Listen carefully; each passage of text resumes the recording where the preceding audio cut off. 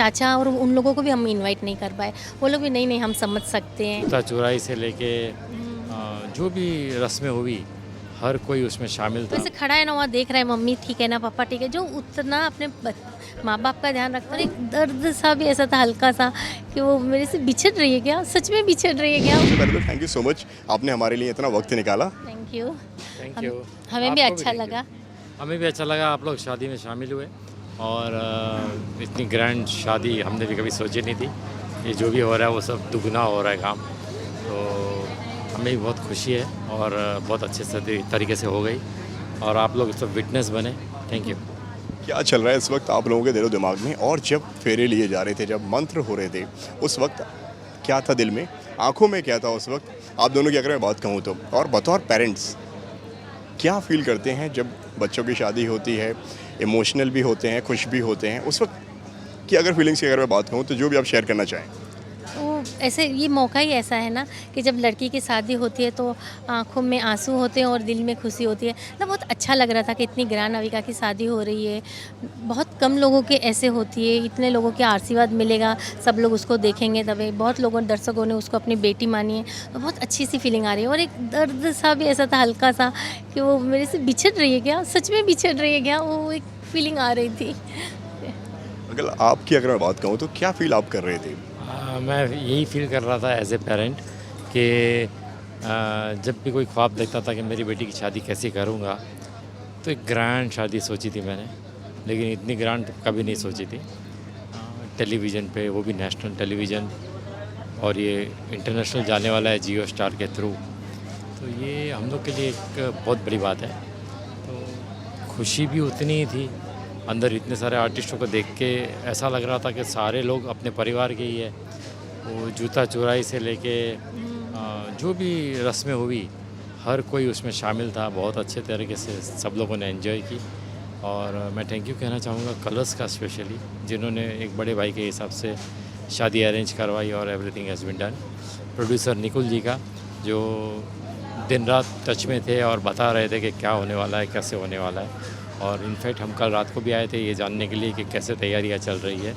तो मतलब हम लोग को तो ऐसा लग रहा था जैसे हमारा परिवार 3 लोगों का नहीं है, कम से कम 300 लोगों का है, जो 300 लोग मिलकर शादी कर रहे हैं। और थैंक यू टेली मसाला, आप लोग शामिल हुए अविका की शादी में, उसके एक एक पॉइंट सब देख रहे थे, कैसे तैयार हो रही है, क्या कर रही है।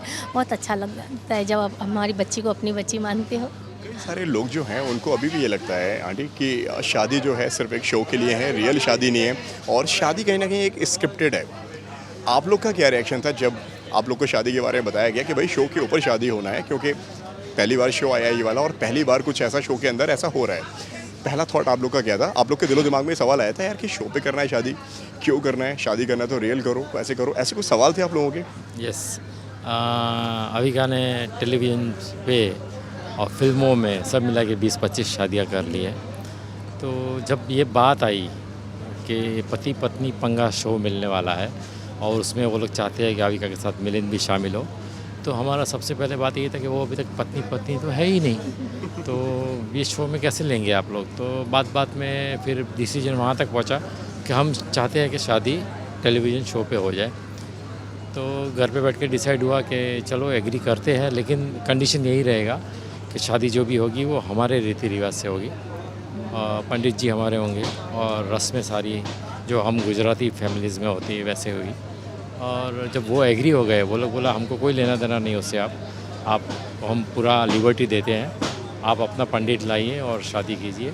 निकुल जी, कलर्स वाले, क्रिएटिव टीम और ये सब लोगों ने मिलकर जो सपोर्ट दिया, उस हिसाब से ये पॉसिबल हुआ और हम वहाँ तक पहुँचे कि ये डिसीजन ले सके कि शादी अब टेलीविज़न पे हो रही है। और कितना अच्छा है ना कि सब लोग जो अपनी बेटी मानते हैं उसको, कि जब छोटी थी उसको देखते थे और रोते थे, हमें फ़ोन आते थे कि अच्छा इसकी विदाई हो गई, ऐसे वो सच में उसको दुख है क्या सासरे में, ऐसे सब आते थे। जब उसको गोली लगी थी, मुझे याद है, वो हमारे नेबर्स है ना, वो आए थे, अरे मेरे बच्चे ने खाना नहीं खाया ना।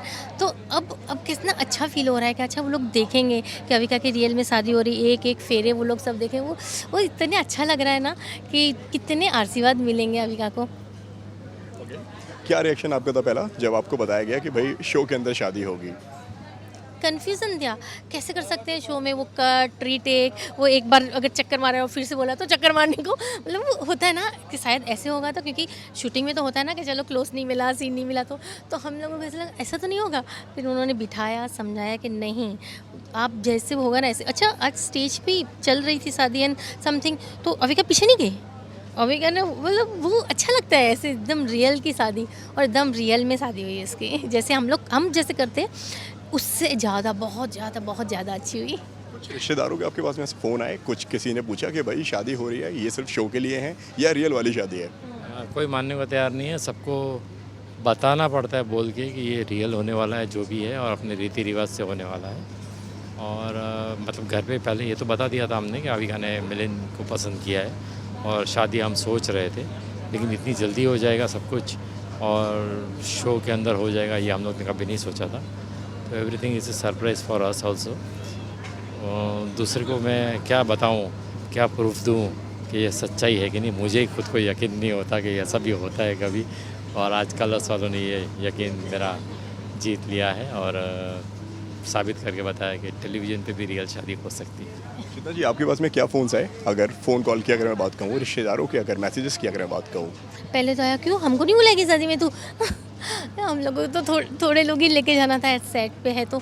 और फिर है ना, जब बोलते थे कैसे लाइव आएगी, तुम लोग देख पाओगे और तुम एक एक रस्म में उसके साथ रहोगे, तो वो फिर समझते थे और बोलते थे कि नहीं नहीं नहीं, अपनी बच्ची है, नसीब वाली है, उसको इतना अच्छा मौका मिला। नहीं नहीं ठीक, आप ठीक कर रहे हो। अविका के चाचा और उन लोगों को भी हम इनवाइट नहीं कर पाए, वो लोग भी नहीं नहीं हम समझ सकते हैं, इतना अच्छा हो रहा है ना अपनी लड़की के लिए, सब अपनी लड़की का ही हो रहा है ना, इट्स ओके, करो तुम लोग का, हमारे आशीर्वाद है आपके बस। कोई और रिसेप्शन या कोई और पार्टी आप लोग ऐसा कुछ प्लान कर रहे हो जो शो से अलग हट करूँ? अभी वो डिसाइड नहीं हुआ, वो होगा तो बता देंगे। ओके, क्या आपकी एडवाइस है अबिका को, जो आपने बोला हो शादी से पहले, बेटा तुम ये ज़रूर करना शादी करने के बाद में, और ये तुम बिल्कुल मत करना, बतौर मदर जो भी आप बताना चाहें? तू बता दे। पहले मम्मी की एडवाइस लेंगे, फिर हम पापा की एडवाइस लेंगे। ठीक है। मैंने बोला तो वो है ना, जब से हमारे लाइफ में आई ना, हमारा दिल का टुकड़ा बन गई है। मतलब बस वहाँ जाके तूने उन सब का दिल जीतना है। बड़े लोग कुछ बोल दें तो सुन लेना, अपना समझ के ध्यान मत देना, क्योंकि बड़े लोग का ऐसा होता है, कब हम बोल देते हैं, हमारे मन में नहीं होता है, हम बोल देते हैं। तो वो तू एक चीज़ खाली ध्यान रखना कि कभी किसी को सामने मत बोलना। वो बोलेगी नहीं, वो इतनी प्यारी है ना, वो दिल जीत ही लेती है। अब हम पापा की एडवाइस की बात करेंगे। पापा ने क्या उनको एडवाइस दी है भाई? पापा ने क्या बोला है? पापा ने कोई ऐसी स्पेशल एडवाइस नहीं दी, सिर्फ ये एक सीख देता हूँ मैं हमेशा अविका को कि कल से आज को बेटर बनाओ। आज ये कोशिश करो कि मेरा कल जो गुज़रा उससे आज मेरा कैसे बेटर हो और मैं ज़िंदगी में आगे कैसे बढ़ूँ। दूसरा मैं एक उसको ये बोलता हूँ कि कभी भी कोई आर्ग्यूमेंट में जीतने की कोशिश मत करना। जिस दिन तू कोई आर्ग्यूमेंट में हार गई, समझ ले तू ज़िंदगी जीत ली। पहली अगर मुलाकात की, अगर मिलिंद के साथ की अगर मैं बात कहूँ, तो पहली मुलाकात कैसी थी और कब लगा कि हाँ भाई ये लड़का मेरी लड़की के लिए एकदम परफेक्ट है? आप दोनों से जानना चाहूँगा मैं ये। कभी मिला था ना मिलिंद, तब तो हमारे घर पे आता था, एनजीओ करते थे लोग, बच्चे वो छोटे छोटे बच्चों को पढ़ाते थे, उनके शौक़ पूरे करते थे। तो लगता था हाँ बंदा अच्छा है, मतलब जो इतना पढ़ा लिखा है, पैसे के पीछे नहीं, सॉफ्टवेयर में कहीं भी जा सकता है, पर वो बच्चों का ये एनजीओ का कर रहा था, तो अच्छा लग रहा था। फिर जब हम और मिलते गए, वो इतना केयरिंग है, उतने मम्मी शादी की में भी वैसे खड़ा है ना, वहाँ देख रहा है मम्मी ठीक है ना, पापा ठीक है, जो उतना अपने माँ बाप का ध्यान रखता है, और अविका का भी बहुत ख्याल रखता है। तो वो बहुत ऐसा टच हो गया कि हाँ, होता है ना माँ बाप को कि हमारे सिवा कोई हमारी बच्ची का ख्याल नहीं रख पाता, पर नहीं, ऐसा लगता है मिलिंद रख पाएगा हमारी बच्ची का ख्याल।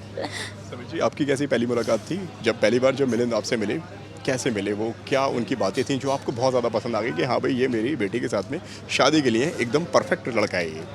पहले हम मिलिंद को हैदराबाद से जानते हैं। वो हमारे घर पे आना जाना करता था, एनजीओ के रिलेटेड जब वो दोनों मिले थे तब हमारे घर पे आना जाना था। लड़का तो अच्छा था, मेरे साथ बहुत एज ए फ्रेंड रहता है। लेकिन तभी हमें कभी भी ये आइडिया नहीं था कि अविका और मिलिंद एक दूसरे को इतना पसंद करते हैं कि वो ज़िंदगी साथ में गुजारेंगे, ऐसा कुछ सोच रहे हैं। लेकिन जब पता चला तब तक मिलिंद इतना घर का हो गया था, तो हमको कोई ऑब्जेक्शन था ही नहीं। हमने सिर्फ यही कहा था उसे कि जो भी करना चाहती है तो समझदारी से कर और खुश रह के करना। लास्टली जाते जाते जो कुछ भी आप लोग आशीर्वाद के तौर पे बच्चों से कहना चाहो और उनकी ऑडियंस से कहना चाहो? अब जैसे उसके प्यार करते आए हैं हर दम, प्लीज़ उसे ऐसे ही प्यार करते रहिए। वो अपने लाइफ के एक नए दहलीज पे है, उसे बहुत आगे जाना है, नई चीज़ें, नए रिलेशंस बनाने हैं। प्लीज़ उसे अपने आशीर्वाद में रखना। अविका और मिलिंद से मैं ये कहूँगा कि हम आपके साथ हैं, आप ज़िंदगी में खूब आगे बढ़ो और खुश रहो। और दर्शकों को मैं ये कहूँगा कि इन दोनों की ज़िंदगी का शुरुआत अब हुई है। एक लाइफ जब साथ में शुरू करते हैं लोग, तो बहुत से अप डाउन्स आते हैं, बहुत सी अंडरस्टैंडिंग करनी पड़ती है एक दूसरे के साथ। तो आप सब उसके साथ रहना, उसको ब्लेस करना और बस उनके बारे में अच्छा सोचिए, हम यही चाहते हैं। Thank you Sameer ji, thank you Chetna ji, बहुत अच्छा लगा आपसे बात करके एंड हम सब की तरफ से अविका एंड मिलिंद को बहुत सारी बधाई।